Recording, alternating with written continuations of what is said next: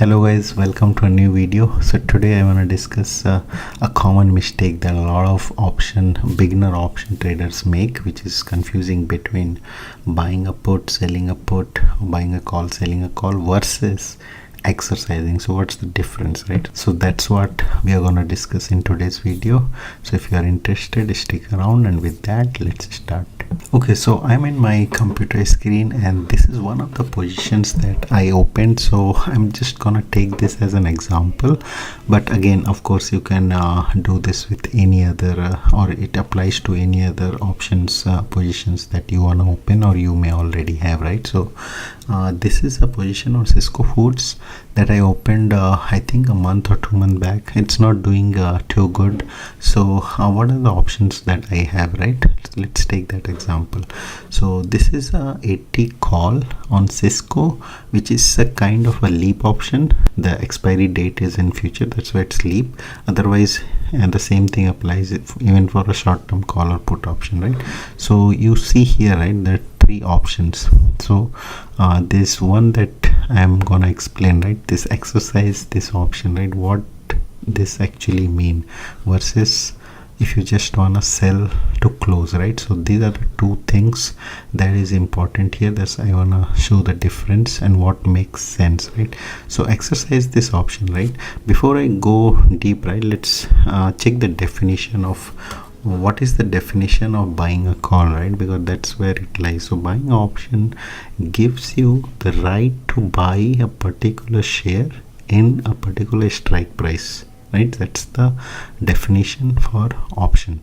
So when you buy a call, you have the right to buy that underlying at that strike price, right? So since I bought this call for $80, I have the right to buy Cisco at 80, right?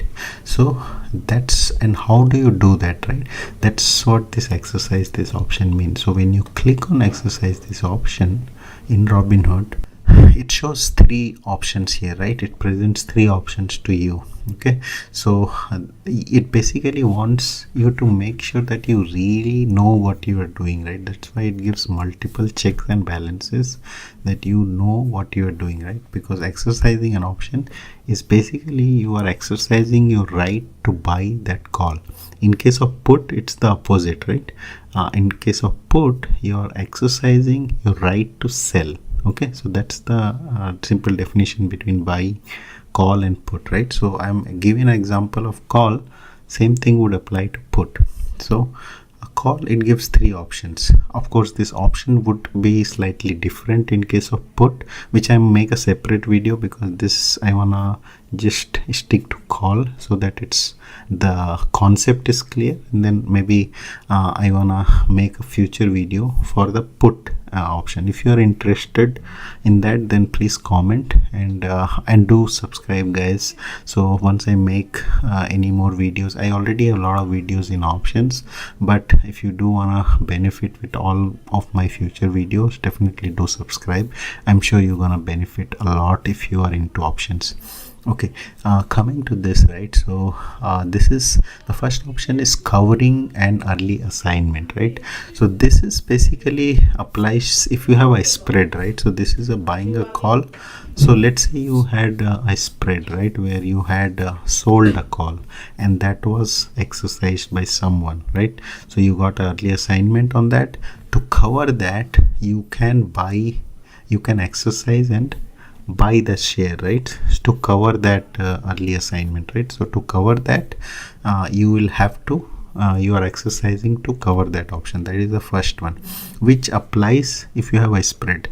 In my case, I don't have a spread, so this is not applicable to me. But if you have a spread, for example, a call credit spread, right, that's made up of two legs. In that, if one of the legs, the short leg, right, that says here, right, the short leg of my spread was assigned, so that's why you're exercising to buy the share to cover that short, right? That's what it is.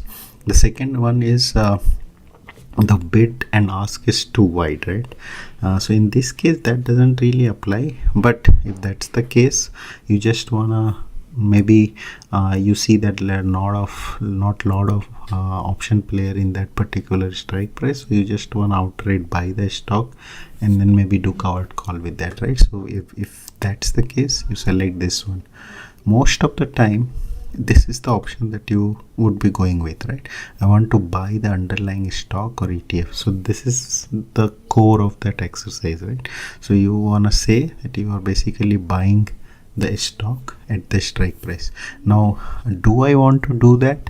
Let's see, right? So the current share price is 76, right? So why do I wanna buy Cisco Foods at 80, right? Because it doesn't make sense. So that's why I do not want to exercise this, right? But it may make sense in some cases where maybe you see a future potential for that option or for that stock. In that case, maybe you want to exercise. One more thing to keep in mind, if there is lot of extrinsic value left, right? So it shows here, right, the extrinsic value, this is still having $240 of extrinsic value. When you exercise, you will have to account for this, right?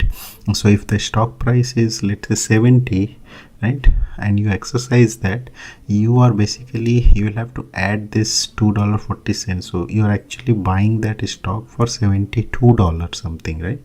Because this extrinsic value gets added to the average cost of that stock. So that you have to keep in mind. Okay, so I do not want to exercise, but I just want to show you guys that how many checks and balances Robinhood really gives, right? So in this case, the next is, it is still asking, should you still exercise, right? It says contract is out of the money. That is true because I have this expiry date of almost January 2025, so that's why it says this. Extrinsic value is high, as I told, right? The extrinsic value is still high. You do not want to exercise an option where the extrinsic value is really high. And third, it's too expensive, right? When you exercise a call contract, you will have to be buying. This is what I said, right? So basically, if you buy this, the strike price is higher than the underlying price, right? So you're already in the loss of that plus the extrinsic value. So you're basically if I exercise this option, I'm gonna lose this $4, right? 4 plus 6, so I'm gonna lose almost $6 per share if I exercise this, right? Because you have to combine this plus the difference of these two, right? So I'm gonna lose $6 per share.